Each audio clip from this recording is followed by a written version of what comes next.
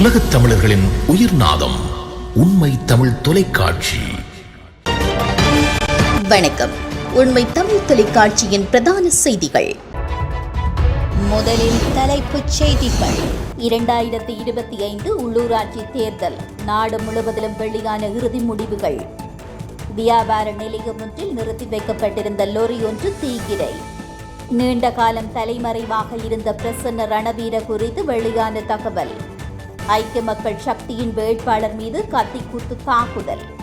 பொதுமக்களுக்கு போலீசார் விடுத்துள்ள அவசர எச்சரிக்கை. வர்த்தக போர். அமெரிக்காவும் சீனாவும் இந்த வாரம் பேச்சுவார்த்தை. இந்திய தாக்குதலில் ஜெய்ஷ்-இ-முகமது தலைவரின் குடும்பத்தினர் 10 பேர் மரணம்.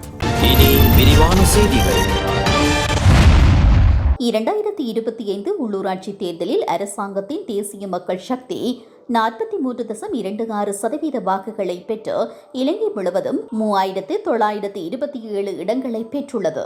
அதிகாரப்பூர்வ முடிவுகளின்படி 23 மாநகர சபைகள், 26 நகர சபைகள் மற்றும் 217 பிரதேச சபைகள் உட்பட 266 உள்ளூராட்சி மன்றங்களில் தேசிய மக்கள் கட்சி முன்னிலை வகிக்கிறது. ஐக்கிய மக்கள் சக்தி 21.69% வாக்குகளை பெற்று 1767 இடங்களை பெற்று இரண்டாவது இடத்தில் உள்ளது. அந்த கட்சி 13 உள்ளூராட்சி மன்றங்களில் முன்னிலை வகிக்கிறது. இதில் 2 நகர சபைகள் மற்றும் 11 பிரதேச சபைகள் அடங்கும்.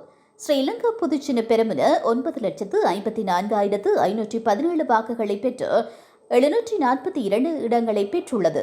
ஆனால் எந்த உள்ளூராட்சி மன்றத்தையும் வழிநடத்த தவறிவிட்டது.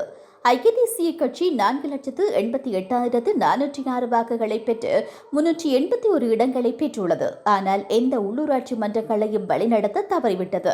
இலங்கை தமிழரசு கட்சி 3,07,657 வாக்குகளை பெற்று 377 இடங்களை பெற்றுள்ளது. அந்த கட்சி 37 சபைகளில் முன்னிலை வகிக்கிறது. இதில் 3 மாநகர சபைகள், 1 நகர சபை மற்றும் 33 பிரதேச சபைகள் அடங்கும். ஸ்ரீலங்கா முஸ்லிம் காங்கிரஸ் 116 இடங்களை பெற்றுள்ளது. 2 நகர சபைகள் மற்றும் 3 பிரதேச சபைகள் உட்பட 5 உள்ளூராட்சி மன்றங்களில் முன்னிலை வகிக்கிறது. அதே நேரத்தில் பொதுஜன ஐக்கிய முன்னணி 300 இடங்களையும் சர்வஜன அதிகாரம் 226 இடங்களையும் பெற்றுள்ளது.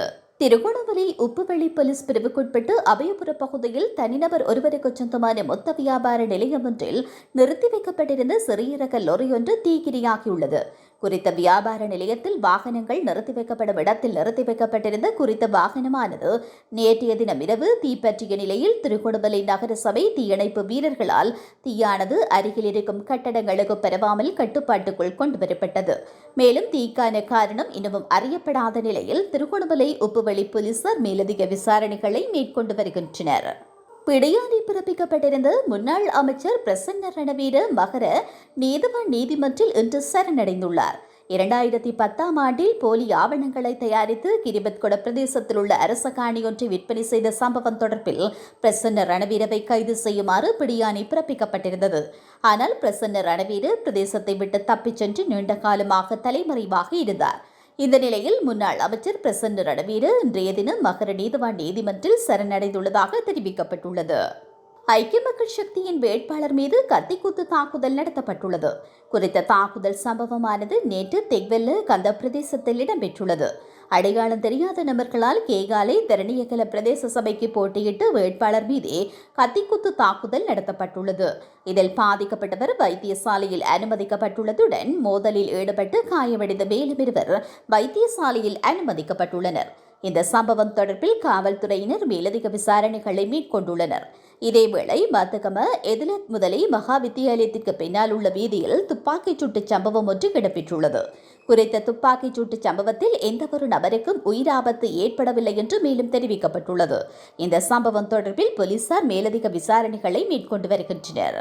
போலீஸ் அதிகாரிகள் என கூறி மோசடி நடவடிக்கையில் ஈடுபடும் நபர்கள் தொடர்பில் பொதுமக்களுக்கு போலீசார் எச்சரிக்கை விடுத்துள்ளனர். இதன்படி போலீஸ் அதிகாரிகள் என கூறி பல்வேறு பிரதேசங்களில் குறித்த கும்பல் சோதனை நடவடிக்கைகளை மேற்கொண்டு பொதுமக்களிடமிருந்து பெறுமதியான பொருட்களை அபகரிப்பதாக எச்சரிக்கப்பட்டுள்ளது. இவ்வாறான கும்பல் தொடர்பில் தகவல் கிடைத்தால் உடனடியாக போலீசாருக்கு தகவல் வழங்குமாறு போலீசார் பொதுமக்களிடம் கேட்டுக் கொண்டுள்ளனர். போலீஸ் அதிகாரிகளின் பெயருக்கு கலங்கத்தை ஏற்படுத்தும் இவ்வாறான கும்பலுக்கு எதிராக சட்ட ரீதியாக நடவடிக்கை எடுக்கப்படும் என்று போலீசார் தெரிவித்தனர். உலகின் 2 பெரிய பொருளாதார நாடுகளுக்கு இடையான வர்த்தக போரை தணிக்கும் முயற்சி வகையில் அமெரிக்க மற்றும் சீன அதிகாரிகள் இந்த வாரம் பேச்சுவார்த்தைகளை தொடங்க உள்ளனர். மே 9 முதல் 12 வரை சுவிட்சர்லாந்தில் நடைபெறும் பேச்சுவார்த்தைகளில் சீன துணை பிரதமர் ஹீலை பெங் கலந்து கொள்வார் என்று பெய்ஜிங் வெளிவிவகார அமைச்சகம் தெரிவித்துள்ளது. அதே நேரத்தில் அமெரிக்க திரைசேரி செயலாளர் ஸ்காட் பெசன்ட் மற்றும் அமெரிக்க வர்த்தக பிரதிநிதி ஜேமிசன் கிரீர் ஆகியோர் இந்த கூட்டத்தில் வாஷிங்டனை பிரதிநிதித்துவப்படுத்துவார்கள் என்று அவர்களது அலுவலகங்கள் அறிவித்துள்ளன. வெள்ளை மாளிகைக்கு திரும்பியதிலிருந்து ஜனாதிபதி டொனால்ட் ட்ரம்ப் சீன பொருட்களுக்கு 145% வரை புதிய இறக்குமதி வரிகளை விதித்துள்ளார். சீனா அமெரிக்காவிலிருந்து வரும் சில பொருட்களுக்கு 125% வரி விதித்து பதிலடி கொடுத்துள்ளது. இந்த நிலையில் ஆரம்பமாக உள்ள பேச்சுவார்த்தை பல மாதங்கள் நீடிக்கலாம் என்று நிபுணர்கள் கூறுகின்றனர். ஜனவரி மாதம் ட்ரம்பின் பதவியேற்பு விழாவில் சீன துணை ஜனாதிபதி ஜான்சன் கலந்து கொண்ட பின்னர் இரு நாடுகளுக்கும் இடையிலான முதல் உயர்மட்ட தொடர்பு இதுவாகும். பாகிஸ்தானின் பஹாவல்பூரில் இந்திய தாக்குதல்களில் ஜெய்ஷ்-இ-முகமது தலைவர் மசூத் அசாரின் குடும்பத்தை சேர்ந்து 10 பேர் மற்றும் 4 உதவியாளர்கள் உயிரிழந்ததாக BBC உருது செய்தி வெளியிட்டுள்ளது. பாகிஸ்தான் மற்றும் பாகிஸ்தான் ஆக்கிரமிப்பு காஷ்மீரில் உள்ள ஜெய்ஷ் லஷ்கர்-இ-தொய்பா மற்றும் ஹிஸ்புல் முஜாஹிதீன் ஆகியவற்றுடன் தொடர்புடைய 9 பயங்கரவாத முகாம்களை புதன்கிழமை அதிகாலையில் இந்தியா தாக்கியது. பஹல்காமில் உள்ள சுபான் அலாகத்தில் மீதான தாக்குதல்கள் பாகிஸ்தான் ஆதரவு பெற்ற பயங்கரவாதிகள் 26 பேரை கொன்ற பஹல்காம் படுகொலைக்கு இந்தியாவின் பதிலடியான ஆபரேஷன் சிந்தூர்-இன் ஒரு பகுதியாக நடத்தப்பட்ட 2 குறிப்பிடத்தக்க தாக்குதல்களில் ஒன்றாகும். இதில் பெரும்பாலும் சுற்றுலா பயணிகள் அடங்குவார்கள் என்று தெரிவிக்கப்பட்டுள்ளது. இதேவேளை புதன்கிழமை எல்லையில் இந்தியா நடாத்திய தாக்குதல்களிலும் துப்பாக்கிச் சூட்டில் 26 பொதுமக்கள் கொல்லப்பட்டதாக பாகிஸ்தான் தெரிவித்துள்ளது. அதே நேரத்தில் அணு ஆயுத போட்டியாளர்களுக்கு இடையில் பல தசாப்தங்களில் நடந்த மிக கடுமையான சண்டையில் பாகிஸ்தான் ஷெல் தாக்குதலில் குறைந்தது 10 பேர் உயிரிழந்ததாக 48 பேர் காயமடைந்ததாகவும் இந்தியா தெரிவித்துள்ளது. மீண்டும் தலைப்புச் செய்திகள். 2025 உள்ளூராட்சி தேர்தல். நாடு முழுவதிலும் வெளியான இறுதி முடிவுகள். வியாபார நிலையம் ஒன்றில் நிறுத்தி வைக்கப்பட்டிருந்த லொரி ஒன்று தீக்கிரை. நீண்ட காலம் தலைமறைவாக இருந்த பிரசன்ன ரணவீர குறித்து வெளியான தகவல். ஐக்கிய மக்கள் சக்தியின் வேட்பாளர் மீது கத்திக்குத்து தாக்குதல். பொதுமக்களுக்கு போலீசார் விடுத்துள்ள அவசர எச்சரிக்கை. வர்த்தக போர். அமெரிக்காவும் சீனாவும் இந்த வாரம் பேச்சுவார்த்தை. இந்திய தாக்குதலில் ஜெய்ஷ்-இ-முகமது தலைவரின் குடும்பத்தினர் 10 பேர் மரணம். இத்துடன் இந்த செய்திகள் நிறைவடைகின்றன. மேலதிக செய்திகளை தெரிந்து கொள்ள உண்மை தமிழ் தொலைக்காட்சியோடு இணைந்திருங்கள். வணக்கம். உலகத் தமிழர்களின் உயிர்நாதம் உண்மை தமிழ் தொலைக்காட்சி.